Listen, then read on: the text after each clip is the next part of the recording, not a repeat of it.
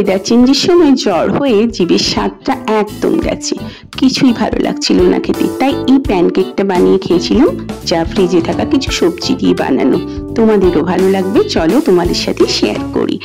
এটার জন্য নিয়েছি আমি ফুলকপি আর ওলকপি। আমি কিন্তু বাঁধাকপি নিলাম না, আমার ছিল না, তাই তোমরা নিতে পারো। আর টমেটোটা সত্যি জিভের স্বাদ ফেরালো।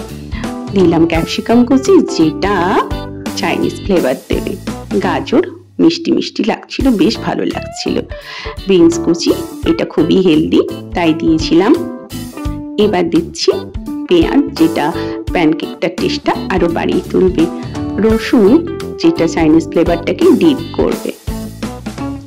ঝাল যে যেমন খাও তেমন, কাঁচা লঙ্কা নিও। আর একটা ডিম ফেটে এভাবে আমি এটাতে অ্যাড করছি। তোমরা যারা ডিমের ফ্লেভারটা পছন্দ করো না তারা কিন্তু স্কিপ করতে পারো। এবার দিচ্ছি স্বাদ মতো সল্ট, ভাজা জিরের গুঁড়ো আর গরম মশলার গুঁড়ো। চাইনিজ ফ্লেভারটাকে ডিপ করার জন্য দিলাম সয়া সস 1 চামচ। এবার দিয়ে দিচ্ছি অ্যাড করলাম ময়দা। আমি 2 বাটি ময়দা অ্যাড করছি প্রথমে, তারপর 2 বাটি মতো জলও অ্যাড করছি। আগে মেখে দেখে নেব যে কতটা মোটা বা পাতলা করতে হবে বা রাখতে হবে। তো যতটা আমি সবজির পরিমাণ নিয়েছি সেই অনুপাতে ফুল বোল আমার একটা ব্যাটার তৈরি করতে হবে, এবং আমার ফুল ফ্যামিলি মেম্বারদের জন্য ব্রেকফাস্ট বানাতে হবে। তো চলো আগে একটু গুলে নিলাম। এবার আবারও 1 বাটি ময়দা অ্যাড করলাম আর 1 বাটি জলও অ্যাড করলাম। এবার খুব ভালো করে এটাকে আমি ফেটে নিচ্ছি যাতে কোনো লাম্পস না থাকে। আর খুব মোটা থাকে কিন্তু এটার স্বাদটাও খুব একটা ভালো হবে না, তাই এইরকম পাতলা একটা ব্যাটার বানাতে হবে। এবার একটা তাওয়া গরম করে তার মধ্যে তেলটা আমি স্প্রেড করে দিলাম, হোয়াইট অয়েল, তোমরা বাটারেও বানাতে পারো। আর হাতার সাহায্যে 2 হাতা মতো নিয়ে নিলাম এবং গোল করে স্প্রেড করে দিচ্ছি।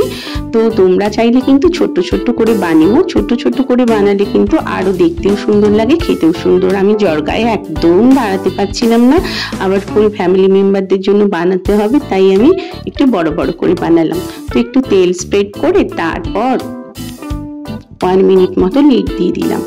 আবারও এক সাইড উল্টে দিচ্ছি আর আবারও একটু তেল দিয়ে দিলাম।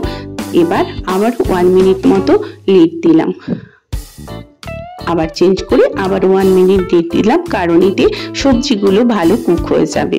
এবার এপিট আর ওপিট ভালো করে ব্রাউন করে ভেজে একটা প্লেটের মধ্যে পরিবেশন করে দিয়েছি। কিছু অ্যাপেল স্লাইস, টমেটো সস আর চিলি সসের সাথে, যেটা সত্যি জ্বরের মুখে খুব ভালো লাগছিল খেতে। আর এটা বাটারটা ইয়াম্মি টেস্ট দিচ্ছিল। তো তোমাদের কেমন লাগলো? তোমরা জ্বর হলে কি বানিয়ে খাও একটু প্লিজ আমাকে কমেন্টে জানিও। ভালো থেকো, সুস্থ থেকো, টাটা।